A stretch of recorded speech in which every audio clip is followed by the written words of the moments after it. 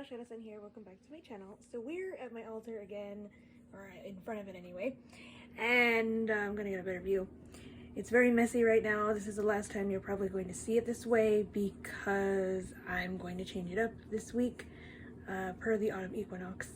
Anyhow, this is a blog post in video form that I've been wanting to make for a while. It's talking about divination and spellcasting and why I choose to do divination before spellcasting.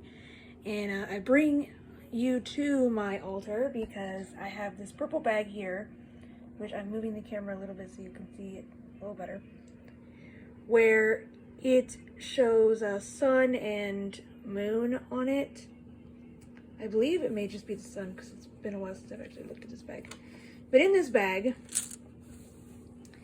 I have several crystals. I'm going to take one of them out so you can kind of see an example. I'm just going to pick up a random one. So I've got little crystals like this one. It might be really zoomed in. It's like a little piece of, I think, quartz or amethyst. I'll pick a better example. But I have these bags of crystals here. This really nice piece of quartz, raw piece of quartz. Let me see if I can fix it. See? It's really nice raw piece of quartz. It's got like a smooth back and like a little point on the edge.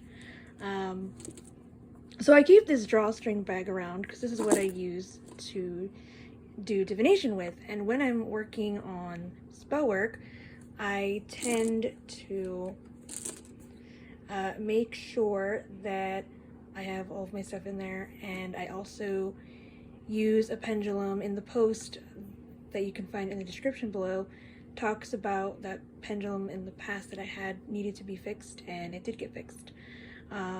And I also have another one that I use as well. And the reason that I like to use divination before spellcasting is because I find that divination can help me verify that the spell that I'm working on and trying to cast, if the timing's right, if there's something I need to refine in the spellcrafting process, if there's something I'm overlooking with the overall situation. For example, in the blog post I mentioned money. So in the money spell example, maybe I'm getting a job that may not last and divination can tell me that. Maybe there's another aspect to the situation. Maybe the wording that I'm using isn't right, and I just find that doing divination before and during the spellcasting process can help with that. Also, I find that it's important to commune with my spirits along with my deities that I work with when I'm casting spells, especially if I am asking for assistance. I feel like I work with spirits regularly, and as well as my deities, and I usually incorporate them into my spellcasting process, so I want to make sure that I'm getting as much detail about the situation as possible when I'm crafting the spell and even before I'm casting it. Also, I just find that divination can help with that. I want to make sure that maybe they're communicating something to me that I completely overlooked. I've also found that divination before spellcasting can help to see if the magic will be right for the occasion. Maybe I need to refine something, or maybe magic isn't right for that particular situation, and maybe if I had just gone ahead with the spellcasting without doing the divination, I wouldn't have known. Or, you know, other aspects of the spell could be at play, or maybe the situation's taking a different turn and it's something I should just consider when I'm crafting it. Also, I like to incorporate different types of divination. So I mentioned pendulums, I mentioned these crystals. I talk about in a video and blog post, which you can find in the description below, how I do divination as somebody who's legally blind. I mention using cards, and I don't have cards in this video, but I do have, like I said, this bag here, along with other things that I use. I've used these crystals in this bowl as well, some aventurine, but I usually have those for other purposes.